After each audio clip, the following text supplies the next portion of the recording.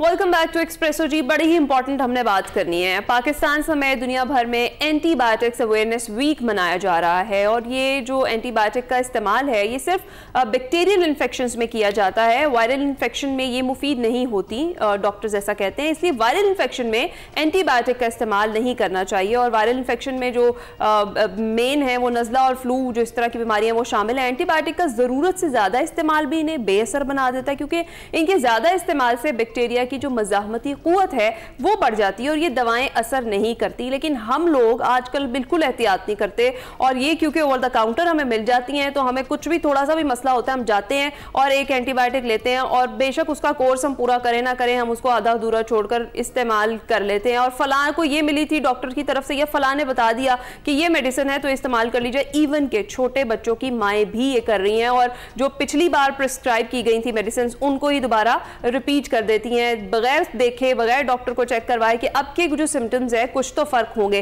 तो ये इंतहाई खतरनाक है। तो हमने कहा इस पर बात करनी भी बहुत ज्यादा जरूरी है। इस पर बात करने के लिए हमारे साथ मौजूद हैं डॉक्टर उस्मान नईम साहब, असिस्टेंट प्रोफेसर हैं। अस्सलाम वालेकुम, गुड मॉर्निंग, कैसे हैं आप? वालेकुम सलाम, बहुत शुक्रिया आपका। डॉक्टर साहब, मैं खुद भी इसका शिकार हूँ, तो इसलिए सबसे पहले आपसे जानना चाहूँगा कि एंटीबायोटिक का इस्तेमाल किस तरीके से करना चाहिए, क्योंकि अगर आप कहते हैं कि नज़ला और फ्लू ये दोनों भी ऐसी चीज़ें हैं जो एंटीबायोटिक से ठीक नहीं होती, तो कुछ लोग इसकी शिद्दत के दौरान इसे इस्तेमाल करने लगते हैं और फिर वो ठीक भी हो जाती है। अच्छा, दो चीज़ें हैं, नज़ला, फ्लू या गला ख़राब, ये हुआ किस वजह से? अगर तो ये वायरस की वजह से हुआ है, ये कभी भी एंटीबायोटिक से ठीक नहीं होगा। अगर गला ख़राब बैक्टीरिया की वजह से हुआ है तो एंटीबायोटिक से ठीक होगा। ये कंफर्म बात है, ये रिसर्च है, ये डाटा है, इस पे कोई दो राय नहीं। समटाइम्स ये होता है कि गला जो ख़राब हुआ है वो बैक्टीरिया की वजह से हुआ है, आप एंटीबायोटिक लेते हो ठीक हो जाते हो, और बहुत दफ़ा ऐसा भी होता है आप एंटीबायोटिक लेते हो फिर भी 5-6 दिन बाद ही ठीक होते हो। अच्छा, एक और चीज़ आपको बताऊँ, होता ये है कि बीमारी शुरू हुई, 2-3 दिन आपने वेट किया, फिर आपको लगा कि यार मैं ठीक नहीं हो रहा तो मैं कोई एंटीबायोटिक ही ले लूं। इस दौरान वायरस का जो पीरियड था वो भी खत्म हो गया, पेशेंट ठीक होना शुरू हो गया, उसे लगा शायद मैं एंटीबायोटिक से क्रेडिट मिल गया एंटीबायोटिक को। हाँ, यहाँ पे ये क्वेश्चन होना चाहिए, ये कैसे पता लगेगा ये बैक्टीरिया की वजह से है या वायरस की वजह से? तो इसमें कोई सच असूल ये है कि कुछ इन्फेक्शंस बैक्टीरियाज करते हैं, कुछ वायरसेस करते हैं।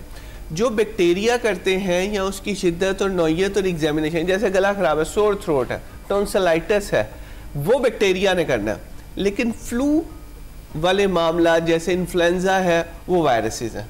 तो होता ये है अमूमी तौर पे 2-4 दिन आपके गुजर चुके होते हैं, 1-2 दिन बाद आपने वैसे ही ठीक होना शुरू हो जाना होता है। आप दवाई शुरू करते हो तो डॉक्टर साहब, जैसे मैंने अभी जिक्र किया और आपने भी एक इम्पॉर्टेंट चीज़ हाईलाइट की कि ये डिफरेंशिएट तो वैसे आपका जो नॉलेज है, जो डॉक्टर है वही कर सकता है ना, कि आपको इन्फेक्शन अब कौन से वाला है। अब बहुत सारे लोग इसको भी ले बैठेंगे कि हमें पता है कि वायरस क्या कर रहा है और बैक्टीरिया क्या कर रहा है। तो एक तो डॉक्टर का चेकअप बहुत ज़्यादा ज़रूरी है, और दूसरी चीज़ ये कि जो बहुत ज़्यादा एक्सेसिव यूज़ करते हैं एंटीबायोटिक्स का बहुत सारे लोग, और जिस तरह से हम नॉर्मली अपनी आम रूटीन में अगर देखें तो हम एक जाकर मेडिसिन लेते हैं और वो हमने इस्तेमाल कर ली। साहब ने कहा कि उसका पीरियड गो के आपके वायरस का जो है इन्फेक्शन का वो खत्म हो गया, वायरल इन्फेक्शन भी खत्म होने वाला था, क्रेडिट एंटीबायोटिक को चला गया। लेकिन उसके बाद फिर हमें अगली दफ़ा के लिए भी मिल गया ना कि हमें एंटीबायोटिक ने ही ठीक किया था, तो हमने यही करना है। खुद से इनको परचेज करके इनका इस्तेमाल कितना ज़्यादा खतरनाक हो सकता है, ज़रा ये बताएं।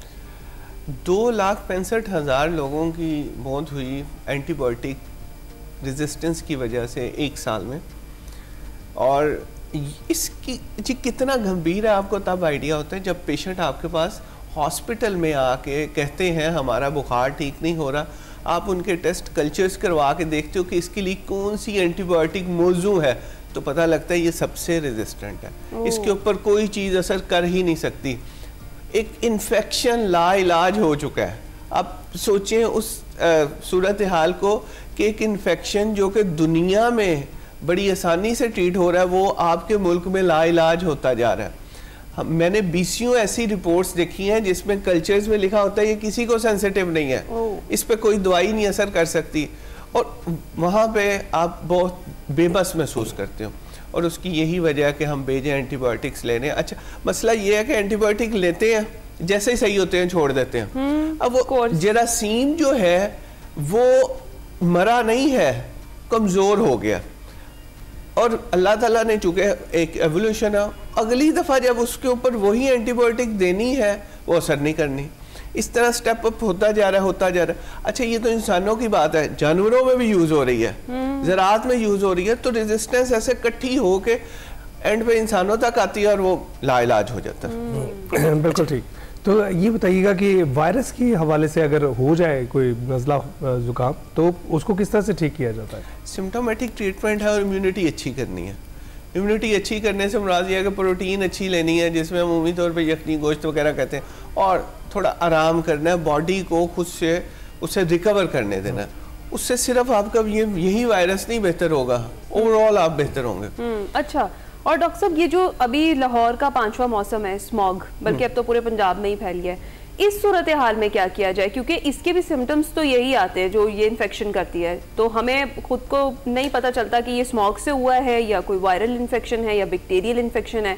तो ये जो स्मॉग से बीमार होते हैं इसकी रिकवरी कैसे होती है? स्मोक बेसिकली एलर्जी, ये जो पार्टिकल्स हैं, गंद के पार्टिकल्स या डस्ट पार्टिकल्स, ये एलर्जी करते हैं, सांस खराब हो रहा है। इसके ज़्यादातर अलामात जो उनसी हैं वो फेफड़ों के साथ मुंसलिक हैं। सांस खराब होगा, खांसी होगी, खुश खांसी, बलगम वाइट कलर की हो सकती है।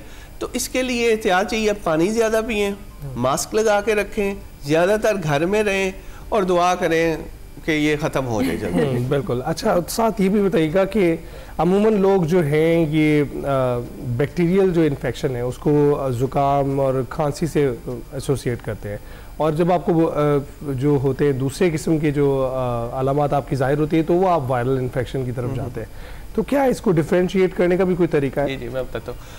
जो खुश्क खांसी है वो होगी अमूमी तौर पे वायरस से, और नज़ला तो वायरस से ही होना है। खांसी के साथ अगर बलगम आ रही है, उसका कलर येलो है या डस्टी सा कलर है, तो वो बैक्टीरिया की वजह से।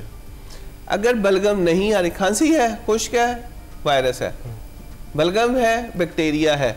अगर बलगम का रंग, फिर बैक्टीरिया की किस्म कौन सी है वो बलगम का रंग बताती है। राइट। तो बिल्कुल जिस तरह से डॉक्टर उस्मान ने क्लियर किया है कि सेल्फ मेडिकेशन इंतहाई खतरनाक साबित हो सकती है आपके लिए। डॉक्टर उस्मान, एक इंतहाई अहम टॉपिक था जिस पर आपने हमसे बात की और बहुत ज़्यादा अवेयरनेस हम क्रिएट कर सके। बहुत सारी चीज़ें ऐसी हैं जो हमारे लिए भी क्लियर हुई हैं कि सेल्फ मेडिकेशन किस हद तक एंड में जाके आपके लिए खतरनाक हो सकती है। अभी आपको सब बहुत अच्छा लगेगा, तो अपना खुदारा ख्याल कीजिए, खासतौर पर जो स्मॉग चल रही है इसमें मास्क जरूर पहने और हाइड्रेटेड रहिए। अभी हम जाएंगे ब्रेक पर, आप कहीं मत जाइएगा।